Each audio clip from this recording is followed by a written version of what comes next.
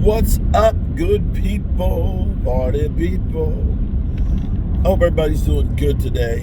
I'm trying not to let the Dallas Cowboys actually get me down. You know, when I ride through the Shenandoah Valley and seeing the snow-covered fields and things, that the sun came up, no matter how bad things are, the thing I can count on is that sun coming up. You know, it has done it every single day of my life, and I don't see that changing at any point anytime soon. So for millions of years, that sun comes up and warms up the earth. So, you know, from that point, as long as that happens and I can get out of bed, I'm going to make it a good day no matter what happens. And this is all we got as Cowboy fans. And I'm going to ask you a real question. It's almost like one of those questions they always pose politically. And I'm going to ask us, are we better off today for the Dallas Cowboys that we fired Mike McCarthy? Is Mike McCarthy, excuse me, let me rephrase that because I'm wrong. I made a mistake, and I'm not too big to admit I made a mistake. They didn't fire Mike McCarthy, that they didn't re-sign Mike McCarthy. And is Mike McCarthy better off today than he was staying with the Cowboys? Because I believe what happened here is the Cowboys thought Mike McCarthy was going to come back, and that Mike McCarthy thought he was going to come back. And the details in here ended up getting in the way. The Jones is probably saying, you're going to take Jason Witten on the coaching staff. And we want you to get somebody else to call the plays. And Mike McCarthy probably saying, I'm calling plays, bro. It's okay. You know, Jones is saying, we want to give you a 1-year deal with an option on the second year full of incentives. And Mike McCarthy said, you know what? I want some stability. And I'm not saying that either side was right or wrong on this. I'm not saying that case at all.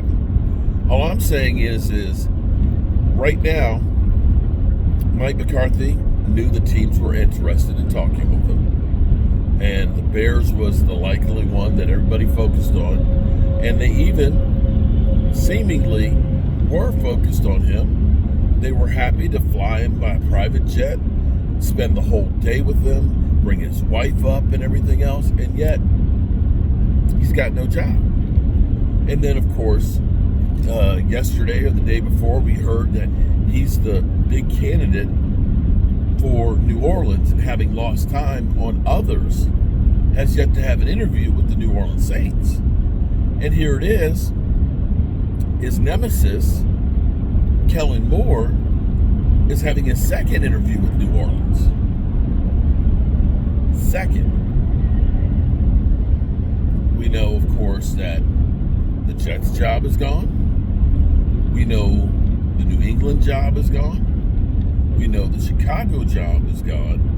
And seemingly, the Cowboys sounds like they're leaning towards Brian Schottenheimer, of course, and he's not going to be brought. Well, you know what? Nothing would be a more Cowboys move than bringing back Mike McCarthy. You know what? I'm going to say, oh my God.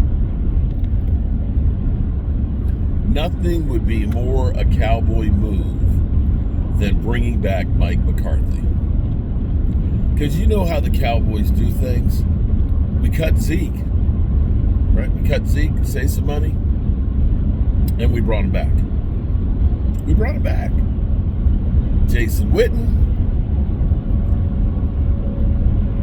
goes to the Raiders, goes to the booth. Cowboys bring him back. Doug Free, cut his salary, bring him back.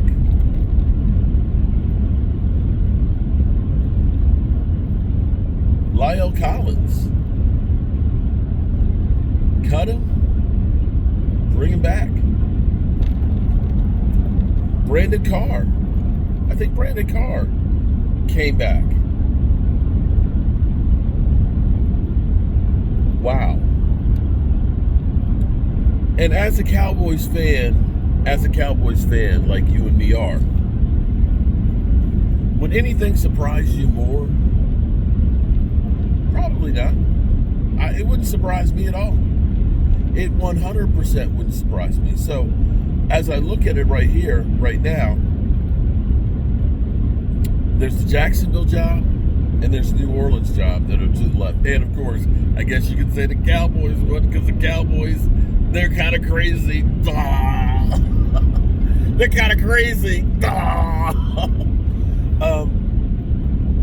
But New Orleans is asking, actually, can't remember the other coach.